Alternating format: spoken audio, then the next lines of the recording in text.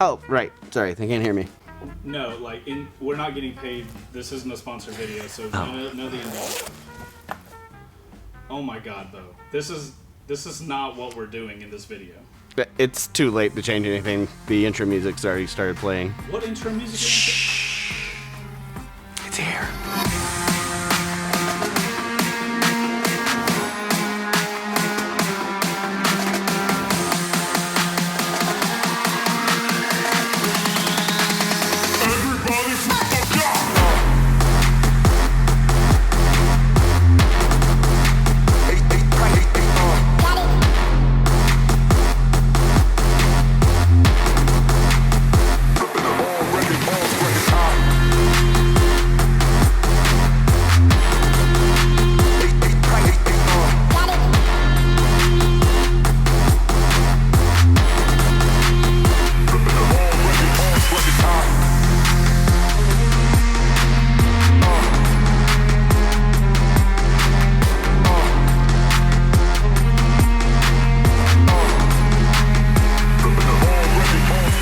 Hey guys, Beau here, and Indian was nice enough to invite me back out to Arizona, this time to check out the new Indian Chief.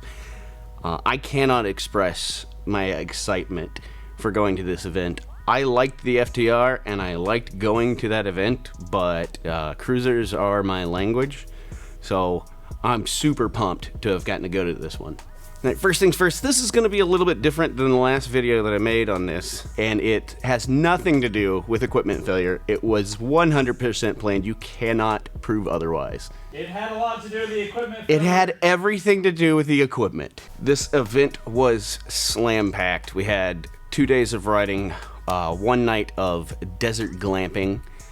I got to ride with some really awesome folks, and I had a roommate in the form of a snuggly Ghost Town cat. All of this over the period of 3? Was it 3 or was it 4 days? 3. It was 3 days. I lost track of time. So there was a lot of miles covered, and we really got to put these bikes through the works. So I'm excited to share the information I got from it. Indian is celebrating 100 years of the Chief. What better way to bring in the centennial birthday of the most iconic motorcycle they make than by completely reimagining it from the ground up. I'm gonna go ahead and do something. I'm pulling an audible. I'm TLDRing this video right now. This is probably, in my opinion, the best cruiser to have been released in at least 7 or 8 years. There was no part of this, aside from maybe some of the ergonomics, just because I'm a shorter rider with thick boy thighs, that I did not like. And even those things can be dealt with the accessories they have. For those of you that want to stick around for the whole story, we're going to kind of breeze through some stats, and then we'll get on to the rest of the stuff. There are 6 flavors of the Chief to choose from. You have 3 of these bikes in the 111 and 3 of them in the 116. There's the Chief Dark Horse, Chief Bobber Dark Horse, the Super Chief, and the Super Chief Limited. All of the 116 versions have ride command. They all have 3 ride modes: Tour, Standard, and Sport. All of the bikes share the same platform, so they all have the 180 mil rear tire, the 4-gallon gas tank, the dual exposed shocks that kind of go in line with the frame all the way down. All of the models are roughly around the same weight, give or take a couple pounds depending on kit. It's about 650 dry, about 680, 670 wet. All right. So we'll start off where every motorcycle experience starts, and that's how the bike looks. It's literally the first thing that you notice. Looks are subjective, and I realize that. What's hot to some is totally not to others. In my opinion, this bike looks great.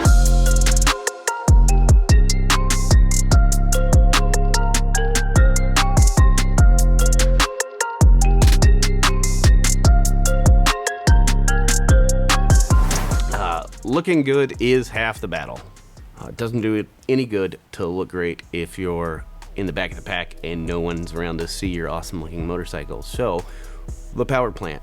The Thunderstroke 111 in the base models and the 116 in the Dark Horse and limited versions. push out 108 foot-pounds of torque and 120 foot-pounds of torque respectively. All of the models have the 6-speed transmission, which is super positively engaged, very clicky. Ride modes on all of them. All of these things sound great, but what does it translate to? Does it have power?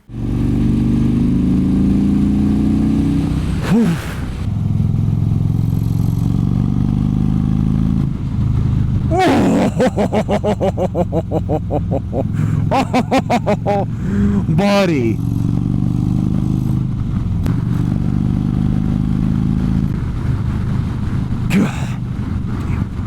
So yeah, power, I would say so. Touring mode is very tame and comfortable. It's very comparable to what I experienced on my bike, which is half the power in nearly every regard. Standard mode's more of your average bear kind of speed. It wakes up the throttle response, opens up the tune a little bit. Sport mode's where it's at though. Sport mode is full beans. It is a little twitchy at the word go. That once you spend a little time on the bike, you kind of get used to it. We were riding up the mountains and I had it in sport mode nearly the entire ride. But in the mountains, I kind of found that smoothness and was able to control it a little bit better. But sport mode is just where it's at. This Thunderstroke motor, I think it just feels like it was made for this platform. It was such a light bike comparatively in a mid-size cruiser. It just is a perfect marriage. Okay, so we look good. Check. We go fast. Check. Thank you, Beau. That's so sweet of you to say about me. The motorcycle. Yeah. What does that mean for highway runs? What does that mean for stop and go traffic? Beau, I can hear you ask, what about short gang? Well, I'm 5'7", 30 inches crotch to floor. I was mostly comfortable for a majority of the ride. Stoplights were a little rough. I think that's due to the seat height. They do have a reduced reach, which drops it down a wee bit and pushes it forward. So it's a little more, I think that would have solved the problem for me. The first bike I was on was the Chief Bobber Dark Horse. 4 controls, and thanks to Indian for hooking up the big, tall 10-inch apes, which I think had 12 inches of rise because they have a 2-inch riser. The 4 controls are round pegs, and the seat's a little shallow and flat, not a lot of lumbar support, and with that much power, it felt like I was gonna lawn dart ass first off the back of the bike at like any time I pulled. The second bike I was on was the Chief Dark Horse, and that is mid controls. I felt a lot more planted. I didn't have that issue. My issue with it was the drag bars. I felt a bit like a folded up lawn chair, but the good news is that you have all these accessories that are interchangeable between each model, so you can kind of build your own. The only one I didn't get to ride on during the ride was the Super Chief, but I did find a local dealer had a demo day, so I put some butt time on it. Floorboards are nice, the windscreen's not my style, and the chrome is just, it's not my bag. Again, you can build them however you want. So if you want a bobber with mid controls and a drag bar, you can do it. You want a Chief with floorboards, mini apes, and saddlebags, you're done. You can really build the bike that fits you and fits your style of riding. So what is all this going to cost you? Base model starts at $14,500, goes up from there to about $17,000 for the Dark Horse model. And then as you go up through the model line, it's just more and more expensive. And I know you're probably like me and you saw that price tag and you're like, no. But then I got to thinking about what you get for that price. You get your rear cylinder deactivation, ride modes on every model. The 116s have Ride Command, which has turn-by-turn navigation, weather updates, Bluetooth connectivity, all that stuff. The ride modes, I think, is the biggest selling point. When I first started riding, and I know a lot of people are the same way, I bought a beginner bike. I rode that beginner bike for a while, I got comfortable with it, then it was time to upgrade. Well, now I gotta make a decision. Do I just stay on that bike until I can afford to get the bike I want? Do I make incremental upgrades? Do I just sell it, be upside down in it, whatever? You end up spending a lot more money over the period of growth as a motorcycle rider, getting into the bike you want. With touring mode, I honestly think this could be a great beginner bike. You put it in touring mode, you ride it until you're comfortable with, the weight of it and the power of it. Throw it up in standard mode, see if it still feels comfortable. If it doesn't, you can go back. Can't do that with a bike. You can't just keep trading in and out bikes to fit, your experience level. So 14 and even 17 turns into a deal when you've got 3 bikes basically for the price of 1. All right, So, the final verdict. If I had the money for it. Chase, you want to buy me a motorcycle? Let me check. I've got my accountant on my watch right now. He says no. Okay. Absolutely not. So, hypothetical dream world where... Oh, but you're friends with Indians. So, Indian, do you want to loan Beau a bike for a while? You have to ask them, not me. I don't know. I mean, you're the boss. I'm not friends with Indians. I would totally take it. And not only would I take the bike, because who wouldn't take a free motorcycle, I would replace my current bike, 2015 Yamaha Bolt. I put a lot of blood, sweat, and years and money into that bike, and I love it. But it lacks in the places that the Chief does not. This Chief is a bold move. It's going to polarize people at first that are fans of Indian. It's going to bring a lot of new and younger riders looking at Indian. I think it says something about the company that you celebrate the 100th birthday of your most iconic motorcycle by completely redesigning it. More manufacturers should look at this as a way to operate. Yes, it worked. Yes, people liked it. How can you make it better? How can you bring it into a more modern age? They've done that with their motorcycle and with their marketing outreach towards content creators. There's a lot of us out there who are making videos specifically on this bike, and I think that that is just probably one of the best things about them right now.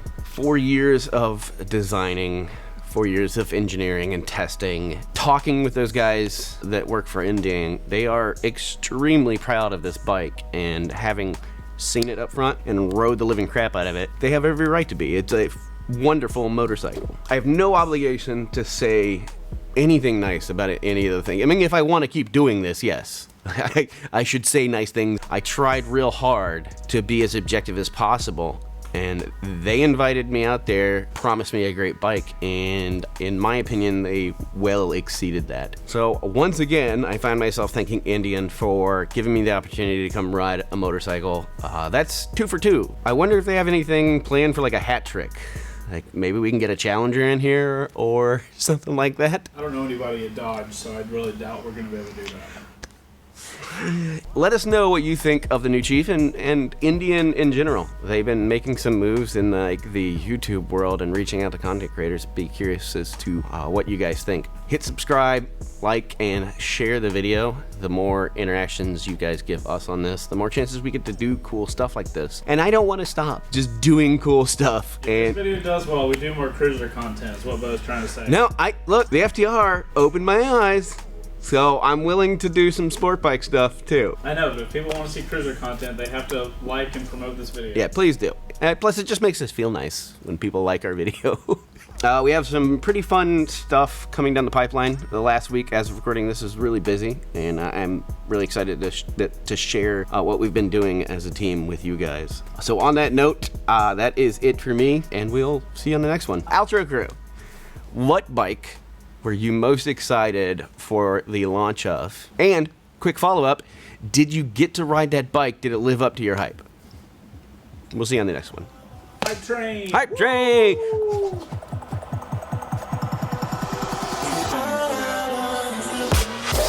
You're not gonna come dance?